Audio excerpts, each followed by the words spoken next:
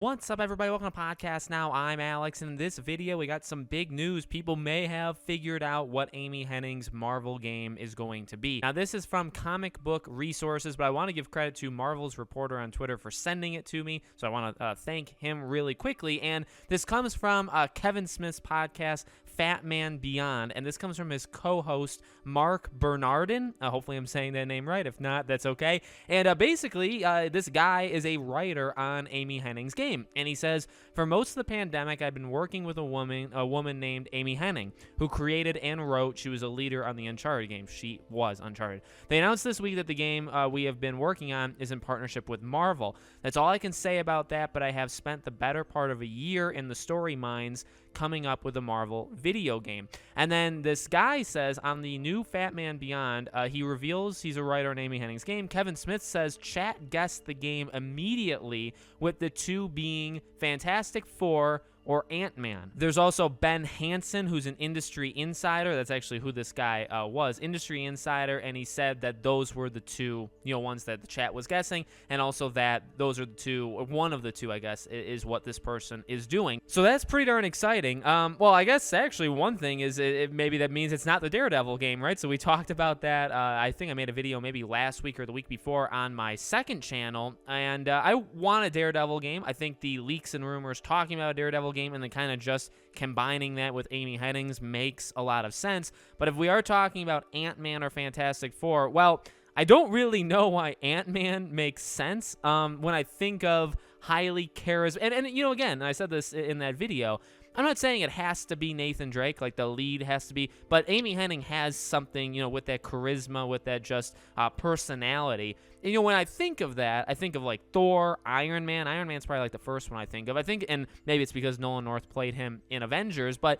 I'm thinking of these characters. I don't immediately think to Ant-Man. I'm not saying that would be a bad idea. I think that would be kind of obscure and weird and kind of cool, something that not everybody, people would be asking for X-Men and Fantastic Four and, maybe an Iron Man or a Daredevil, Deadpool, and then all of a sudden you get Ant-Man. I think that would make a lot of people upset, but also would show like, hey, they have free reign to do whatever. They can just do whatever they want and pick these obscure characters.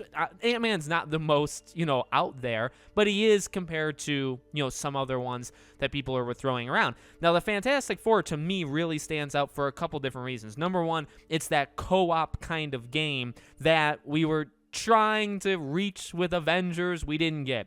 Guardians of the Galaxy is, in a way, it's a team dynamic, but you only play as one. So Guardians is like right there, but it's not all the way. Fantastic Four with Amy Hennig, I would think, at least right now, I would think it would be you play as all four of them. It would be like their Gotham Knights. Probably not like their Suicide Squad, hopefully, right? It would be like their Gotham Knights, I would assume, which would be pretty darn sweet. And then, as I've said before, I'm not a big comic book guy. Really, one of the only things, I guess my main entry point in the Fantastic Four were the movies, love them or hate them, right? But I do think Amy Hennig specifically could do a lot with those characters. I think there is enough charisma, even like Johnny Storm, right? Personality, charisma with these characters, and like a family, kind of a strained family dynamic. Again, she's done so well with Uncharted, or she did so well with Uncharted, and I just feel like that's where, she's at her best, is with that, that charisma.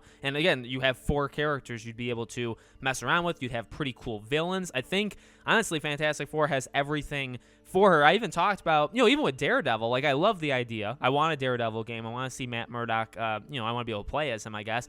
But even him, same thing with Ant-Man, when I think of like a character that kind of stands out that you could really see Amy Hennig shining with, I don't really think of Daredevil, even though I thought that was, the game that she could be making. So I'll say Fantastic Four makes a lot of sense for the reason of the team. I guess team in terms of it's a different kind of game, would be a different Marvel game than what we've gotten so far, while being similar in the same vein, right? Again, it's not Avengers, it's not Guardians, it's kind of somewhere in that sweet spot, maybe, right? So you'd have that, and you'd have these characters that I think you could do a lot of with emotion, with personality, with their kind of strained relationship at times, and sometimes more like a, like a family bond. I think there's a lot of room there. And then I guess really the final thing I want to say here, at least, then there would be the debate is, personally, I don't know.